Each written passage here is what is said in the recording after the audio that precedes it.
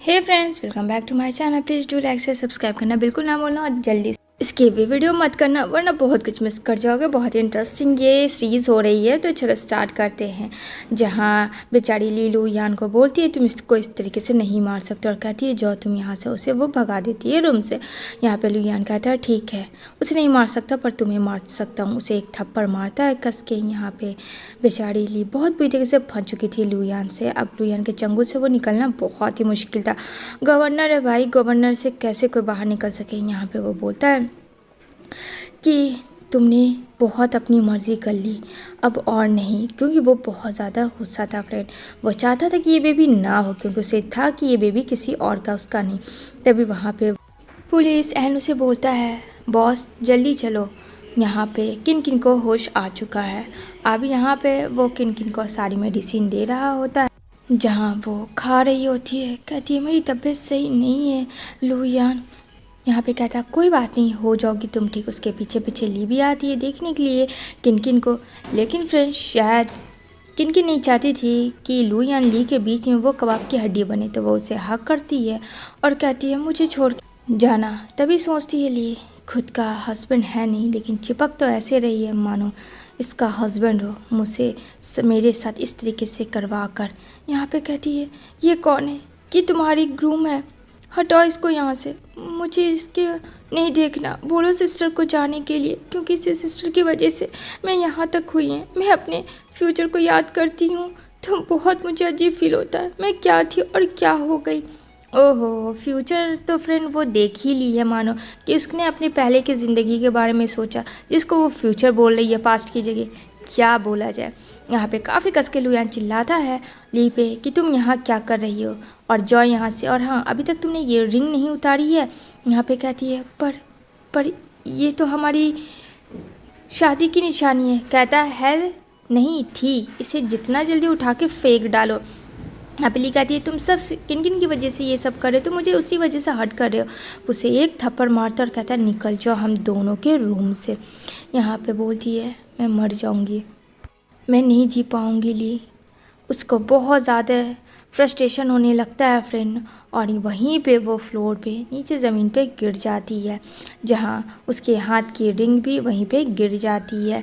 तभी इधर वो घर पे होती है जहाँ डॉक्टर होता है, जहाँ डॉक्टर और ली की अच्छी बॉन्डिंग होती है। यहाँ पे डॉक्टर कहता है देखो ली तुम्हें बहुत केयर करना होगा खुद का और खुद के बेबी का, क्योंकि तुम इस लायक नहीं हो कि तुम बेबी को बर्थ करो। तुम्हें वीकनेस बहुत है, तुम्हें स्ट्रॉन्ग बनना होगा और मेंटली प्रिपेयर भी होना होगा, वरना तुम्हारा मिसकैरेज भी हो सकता है। यहाँ पे ये दोनों बात ही कर रहे होते थे कि गवर्नर साहब आके उन्हें लगता है कि उनकी जो वाइफ है वो डॉक्टर के साथ हुकअप कर रही है, जो कि ये बात तो सच नहीं था। यहाँ पे वो बोलता है तुम बिना परमिशन लेके मेरे रूम में क्या कर रहे हो। यहाँ पे कहता है मैं एक डॉक्टर हूँ और मैं यहाँ क्यों आऊँगा, जाहिर सी बात है तुम्हारी वाइफ को ट्रीट करने के लिए, जब तुम अच्छा ट्रीटमेंट उसे दे ही नहीं रहे हो। मैं एक डॉक्टर होके बोल रहा हूँ। यहाँ पे कहता है तुम्हें पता है ये सारे गोलियाँ तुम्हारे अंदर डाल दिए जाएंगे। यहाँ पे ली बोलती है डॉक्टर को प्लीज़ चुप हो जाओ और जाओ यहाँ से तुम। लेकिन फ्रेंड डॉक्टर बोलता है तुम्हें थोड़ा सा भी शर्म नाम की चीज़ नहीं है, अपनी वाइफ को छोड़ के किसी और के साथ मटर गश्ती कर रहे हो। तुम्हें पता भी है तुम्हारी वाइफ प्रेग्नेंट है और वो कितनी वीक है। कहता है तुम कौन होता है ये सब बोलने वाला, मुझे सुनाने वाला। लगता है डॉक्टर तू ऐसे नहीं मानेगा। यहाँ पे कहता है मैं डॉक्टर बाद में हूँ, पहले ली का फ्रेंड हूँ। कहता है ओहो, यानी कि ये बच्चा मेरा नहीं तुम्हारा है। यहाँ पे बोलता ज़ुबान संभाल के बात करो, मार्शल तुम हो लेकिन मैं एक डॉक्टर हूँ। लेकिन यहाँ पे डॉक्टर की भी इज्जत नहीं फ्रेंड। गवर्नर जी जो है हमारे लुयान, वो उसको पकड़वा के बाहर फेंकवा देता है। अब यहाँ पे बेचारी ली एकदम से अकेली हो जाती है और आता है उसके पास। कहता है बेशर्म लड़की, क्या था ये सब, मेरे पीठ पीछे तुम किसी और के साथ हुकअप करती हो। तुम्हारा हस्बैंड मैं हूँ और जब मैं तुम्हारे करीब आता हूँ तो तुम मुझसे हेट करती हो, मुझसे बात करना नहीं पसंद करती हो। बहुत अनाप शनाप बोलता है। यहाँ पे वो बोलती है पर मैंने ऐसा कब किया, बोलो तुम ही। हटो यहाँ से, मुझे रेस्ट करना है। कहता मैं तुम्हें फ़िलहाल रेस्ट करने तो इस बार दूंगा नहीं, बहुत मनमानी सुन ली।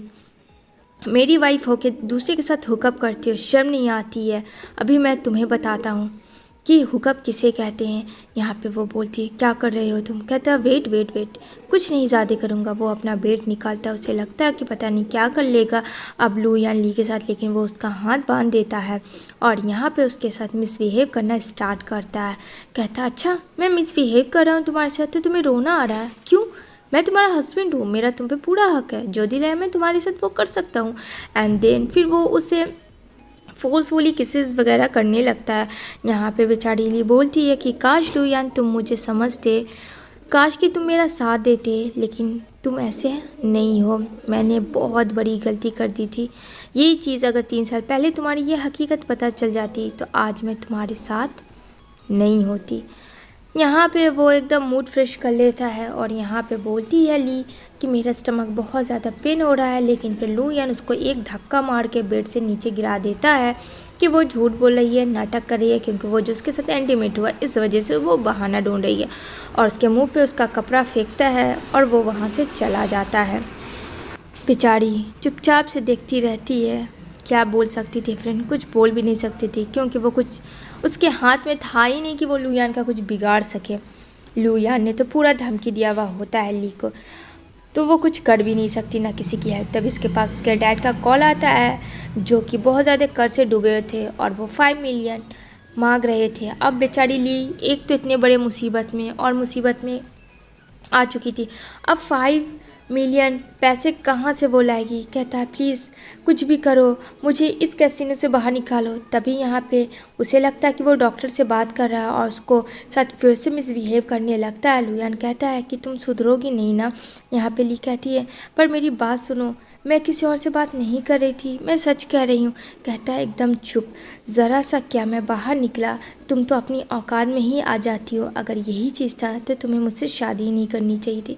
मतलब उल्टा चोर कोतवाल को यहाँ पे डांट रहा है फ्रेंड। यहाँ पे वो बोलती है सच कहा तुमने, मुझे करनी ही नहीं चाहिए थी। इधर फिर से ब्लैकमेलर कॉल आता है, कहता है कि अगर तुमने नहीं दिया तो उसके डैड को मार दिया जाएगा। उसके डैड बोलते हैं प्लीज़ बेटा मुझे बचा लो। कहती है मैं कुछ कर रही हूँ डैड। वो क्या करे फ्रेंड, कहाँ ना तो वो घर से बाहर निकल सकती है, उसको परमिशन नहीं है। अगर उसने ऐसा कुछ किया तो लू यान ली की वाट लगा देगा। अब यहाँ पे उसके डैड भी फंसे हुए हैं, अब क्या करे। यहाँ पे दौड़ के बाहर जाती है, यहाँ पे बोलती है लू यान प्लीज़ एक बार मेरी बात सुन लो, प्लीज़ डैड को बचा लो प्लीज़। यहाँ पे कहता है डैड तो तुम्हारे जेल में है कसिनो के। यहाँ पे कहती नहीं, वो कसिनो तो गए थे लेकिन वहाँ उनको कुछ गुंडों ने पकड़ लिया है उनके कर्ज की वजह से, प्लीज़ सेव कर दो। कहता ठीक ही हुआ, जैसी बेटी वैसी बाप, फ़र्क नहीं है। यहाँ पे बोलती है प्लीज़, उसको कुछ भी हो सकता है मेरे डैड को, अगर उन लोगों ने मार दिया तो क्या होगा। यहाँ पे बोलती है मैं झूठ नहीं कह रही हूँ, एक बार तुम चेक कर लो, वो जेल में नहीं है, वो कैसीनो में है। यहाँ पे कहता मुझे फ़र्क नहीं पड़ता तुम्हारी फैमिली में क्या हो रहा है और क्या नहीं। आई बात समझ में। यहाँ पे वो रिक्वेस्ट करती है, बोलती है मैं भीख मांग रही हूँ। यहाँ पे फिर भी बंदा नहीं मानता है, कहती थोड़ा सा भी तुमको रहम नाम की चीज़ नहीं है। उसे तो घर से बाहर जाने का भी परमिशन नहीं था, लेकिन किन किन को तो सब परमिशन था फ्रेंड, सब जगह वो घूम सकती थी फिर सकती थी। यहाँ पर बोलती है ठीक है जाओ उसी के साथ तुम एंजॉय कर लो, और वो वहाँ से चला जाता है। इसी के साथ ये एपिसोड एंड होता है।